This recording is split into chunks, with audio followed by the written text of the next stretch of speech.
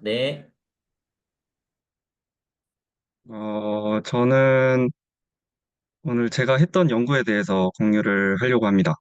우선 처음부터 이 주제를 가지고 연구를 시작했던 건 아니고 CFD가 재밌을 것 같아가지고 공부를 하려고 하는데 그나마 제가 가지고 있는 그 선박에 대한 배경 지식이랑 가장 가까운 분야가 이 가스 디스퍼전인 것 같아서 이 방향으로 공부를 시작하게 됐습니다. 벤트마스트에서 극초온의 수소 가스가 릴리즈되는 케이스에 대해서 CFD로 시뮬레이션을 했고요. 그 중에서도 그 벤트마스트 내부 유동에 대한 고려, 그리고 ABL 윈드 프로파일에 대한 적용, 마지막으로 터뷸런트 슈미트 넘버에 대한 센시티비티 스터디를 수행했습니다. 이 제너럴한 것들은 그냥 넘어가고요. 여기서부터 시작을 하면 우선 CFD를 활용해서 그 벤트마스터에서 가스 디스퍼전에 대한 연구는 이미 많이 되어 있습니다. 근데 대부분이 LNG 선박에 대한 내용이고, 최근에는 뭐 다양한 연료에 대한 수요가 많다 보니까 독성을 가지는 암모니아나 폭발성을 가지는 수소에 대해서도 연구가 이루어지고 있습니다.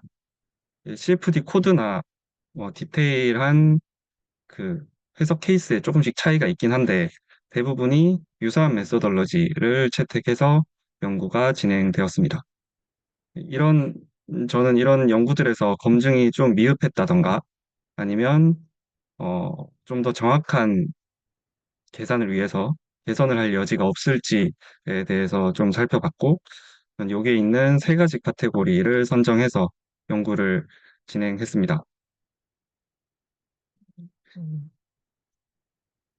첫 번째가 벤트마스 아웃렛 바운더리의 적용 방법인데 선행 연구들에서는 그 벤트마스트 엑싯 단면을 출구로 지정하고 요 평면에서 균일한 그 벨로시티 아웃렛이나 뭐 매스플로우 아웃렛을 적용해서 연구를 했습니다.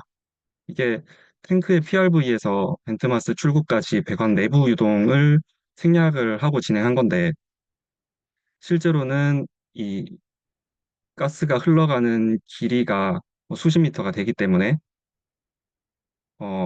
배관 내부 마찰이나 뭐 온도 변화, 그러니까 외기랑 그 열교환으로 인해서 온도 변화 이런 것 때문에 결과가 달라질 수 있을 거다라고 생각을 했습니다. 그리고 두 번째는 ABL 윈드 프로파일의 적용입니다. 대부분의 선행 연구에서 윈드 조건을 균일한 풍속으로 적용하고 있는데 이런 방법이 실제 윈드 조건에 비해서 윈드 벨로시티뿐만 아니라 각종 난류 값에도 큰 차이가 있을 수 있습니다. 세 번째는 터뷸런트 슈미트 넘버입니다.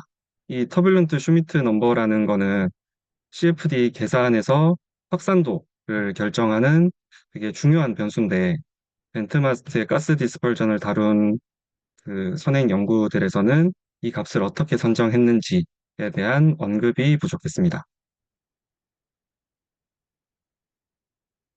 앞에서 언급했던 그 세 가지 카테고리에 대해서 디테일한 계산을 시뮬레이션을 수행했고 결과를 비교해서 좀 더 정확하고 위험도를 낮출 수 있는 CFD 해석 가이드를 제공한다라는 게 제 연구의 컨트리뷰션 포인트입니다. 이거는 메소돌로지를 간략하게 요약을 한 거고요. 연구를 위한 해석 시나리오는 이렇게 정했습니다.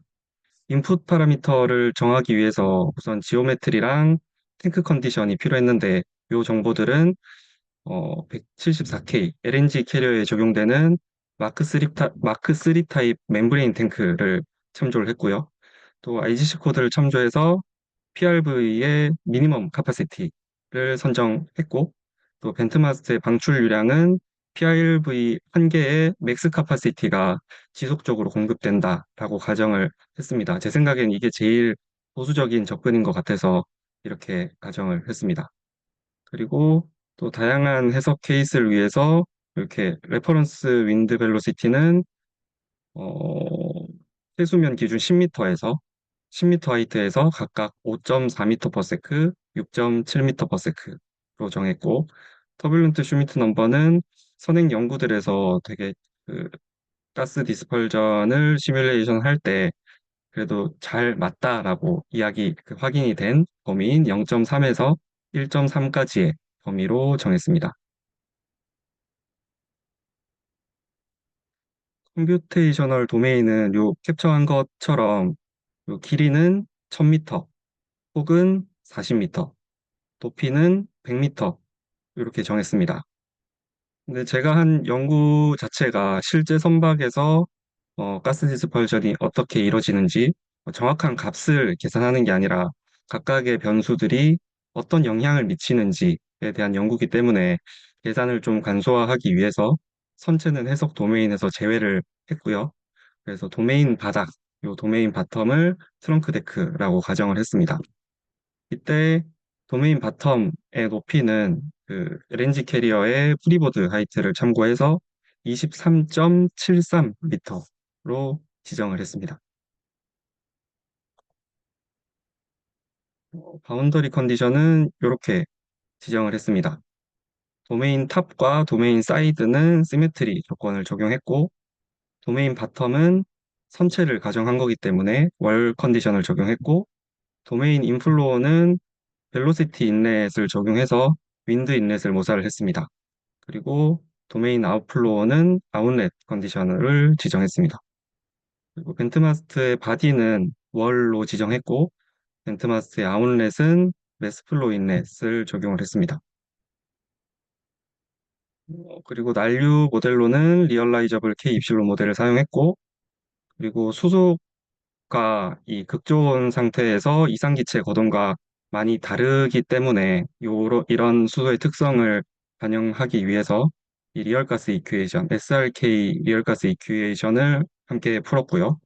또요 극저온 범위에서 수소의 어, 다이나믹 비스코시티랑 덴시티가 온도에 따라서 급격하게 변하기 때문에 이 값들을 정확하게 적용하기 위해서 서더랜드 로를 적용을 함께 했습니다. 또 연구 카테고리 중에 첫 번째인 배관 내부 유동을 고려했을 때 가스 디스펄전이 어떻게 달라지는지를 정량적으로 확인하기 위해서 우선 주어진 제 해석 조건에서 수도가스의 온도가 어떻게 변하는지 계산을 했습니다. 여기 표현되어 있는 이 열 대류 공식에 따라서 계산을 했고, 최종적으로는 출구에서 온도는 21.69K로 그 인넷 템퍼레처 대비해서 0.4K 정도 상승하는 것으로 확인을 했습니다.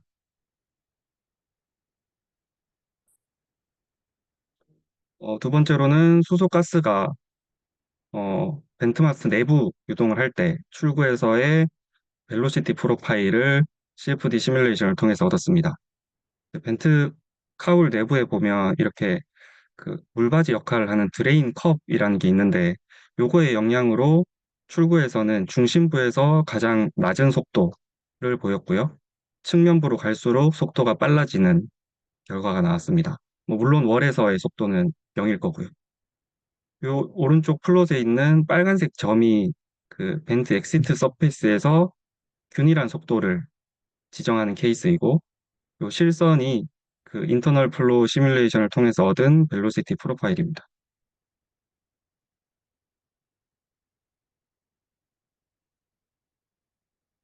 다음으로는 두 번째 카테고리인 ABL 윈드 프로파일을 적용하기 위해서 여기 표현된 파워로를 이용해서 윈드 벨로시티랑 각종 난류에 대한 값들을 정의했습니다.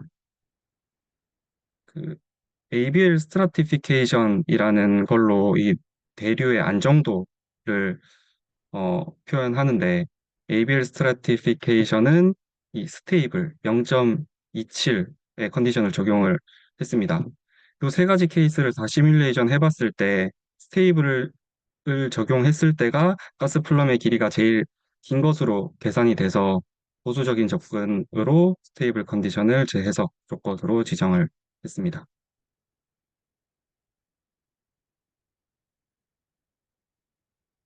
어, 외시 형상은 이렇게 왼쪽에 보이는 것처럼 구현을 했고, 메시 리파인먼트를 하면서 이 그 50% 에리엘 가스 플럼 랭스의 차이가 3% 미만이 될 때까지 리파인먼트를 진행을 했습니다. 최종적으로는 950만 개의 메쉬를 적용을 했습니다.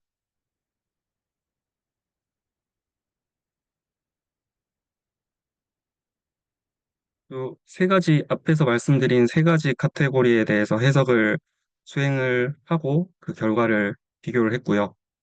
그 해석을 수행할 때 수렴의 기준은 모든 잔차가 10의 마이너스 3승 이하가 될 때, 그리고 50% 에리엘 가스 볼륨, 가스 클라우드의 볼륨의 차이가 1% 이하가 될 때로 정했습니다.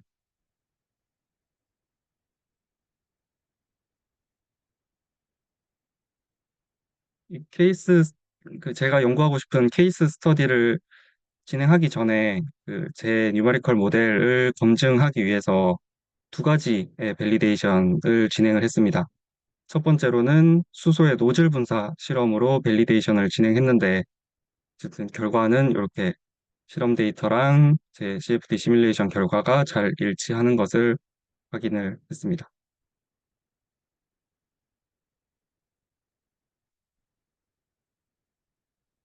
두 번째로는 그 ABS 레퍼런스, LNG 가스 디스펄전에 대해서 밸리데이션을 했는데, 그때 비교 데이터는 ABS에서 작성한 가스 디스펄전 가이던스를 기준으로 진행을 했고요. 밸리데이션 스터디 결과 이렇게 잘 레퍼런스 데이터를 잘 모사하는 걸로 확인을 했습니다.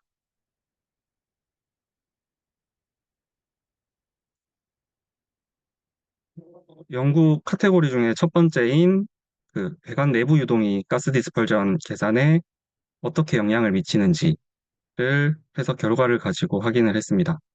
우선 테이블 첫 번째, 요 레퍼런스 케이스는 선행 연구들이랑 동일하게 매스 플로우랑 그 특정한 컨스턴트 템퍼레처를 벤트 엑싯 단면에 적용했을 때, 그때 해석 케이스고요. 두 번째는 레퍼런스 케이스에서 앞서 얻었던 그 단면의 벨로시티 프로파일을 적용한 케이스입니다. 그리고 마지막으로 세 번째는 요 앞에 벨로시티 프로파일 케이스의 템퍼레처 상승까지 전부 다 고려한 해석 케이스입니다. 결과를 보시면 50% 에리엘 가스 클라우드의 길이 기준으로 비교했을 때 레퍼런스 케이스 대비해서 0.5% 증가, 3.5% 감소, 이 정도로 무시할 만한 수준의 결과 차이만 발생했습니다.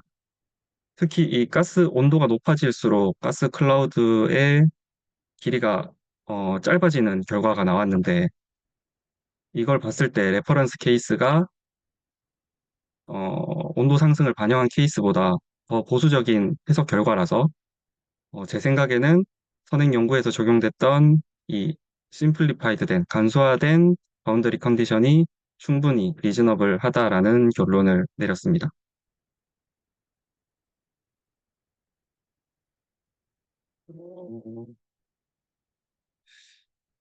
어, 이건 그냥 넘어가겠습니다. 두 번째로 ABL 윈드 프로파일을 적용한 경우에 그 유니폼 윈드를 적용한 것과 어떤 차이가 있는지를 확인했습니다. 이 50% ADL 가스 클라우드만 단순히 비교를 하면 ABL 윈드 프로파일을 적용했을 때는 이 가스 클라우드 랭스가 708.7m였고 유니폼 윈드를 적용했을 때는 이 빨간색 선처럼 이 가스 클라우드의 형상이 2000m 이상 유지되는 것으로 계산이 됐습니다.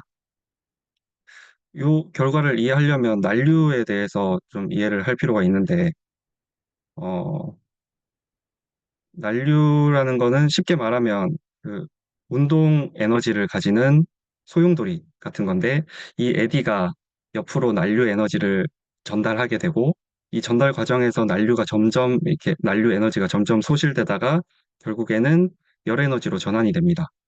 근데 란스에서 난류 방정식을 보면 난류의 생성항이랑 소멸항이 있습니다. K 입실론 방정식에서는 난류의 소멸항은 입실론으로 표현이 되고, 난류의 생성항은 그 유동의 전단 응력으로 표현이 됩니다. 근데 초기 난류에서 유동이 지속되면서 생성한 만큼 난류가 계속 생성되고 소멸한 만큼 난류가 소실되는데 유니폼 벨로시티를 적용하는 경우에는 높이에 따라서 벨로시티 그 차이가 없기 때문에 그 윈드 그 바람이 불면서 전달력이 발생하지 않아서 결국에 난류가 생성되지는 않고 계속 소멸만 된다라고 쉽게 이해를 하면 될 것 같습니다. 이게 해석 도메인의 랭스가 그렇게 길지 않은 경우에는 어쨌든 난류가 해석 도메인의 끝까지 난류가 어느 정도의 힘으로 어느 정도의 에너지로 계속 유지가 되기 때문에 추가적으로 난류가 생성되지 않더라도 가스의 확산 모사가 어느 정도 가능한데 제 연구 케이스처럼 도메인의 랭스가 거의 1km, 2km 이렇게 커질 경우에는 특정 거리 이후부터는 난류의 세기가 매우 작아져서 확산이 원활하게 일어나지 않는 것처럼 이렇게 잘못 계산이 된다라고 이해를 하시면 될 것 같습니다.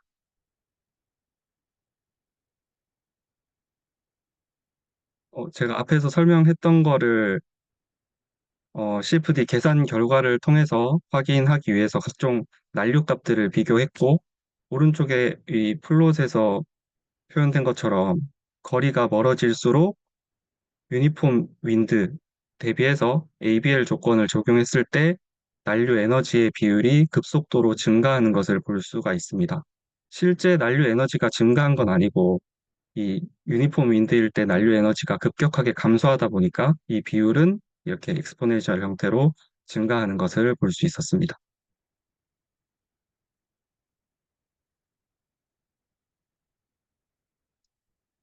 마지막으로 터뷸런트 슈미트 넘버에 대한 센시티비티 스터디입니다.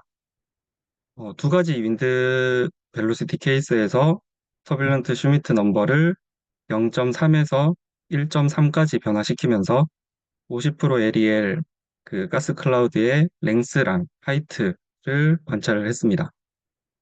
레퍼런스 벨로시티가 5.4일 때는 이그 슈미트 넘버가 증가할수록 클라우드 랭스가 증가하다가 0.7을 기점으로 다시 감소하는 경향을 보였습니다.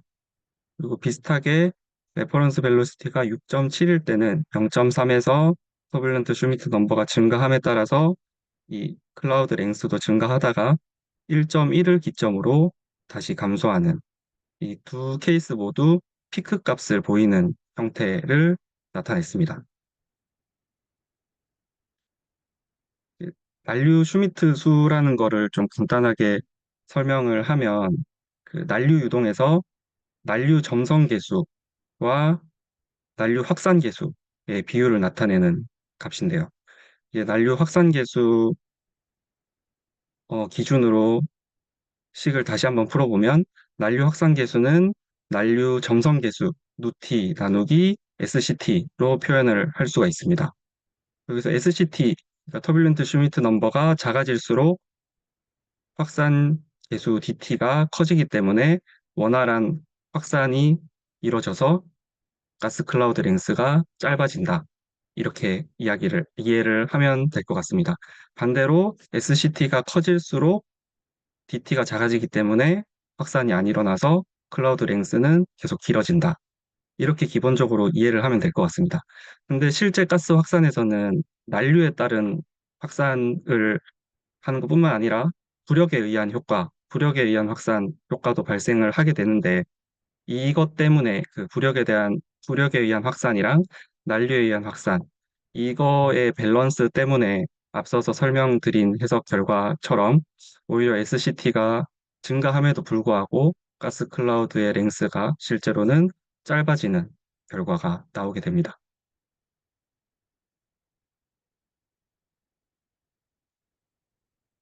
똑같은 이야기고요.